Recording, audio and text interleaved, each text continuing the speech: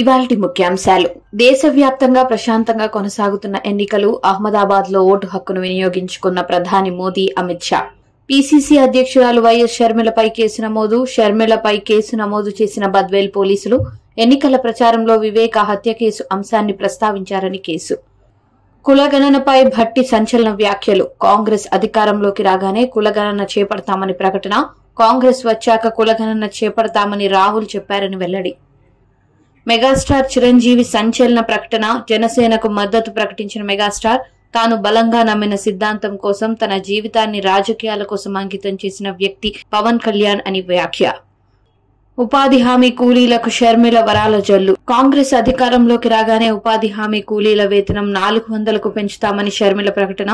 Jagan button నొక్కుతున్నా అంటూ ఉన్నది గుంజుకున్నారని ఆరోపించిన షర్మిల.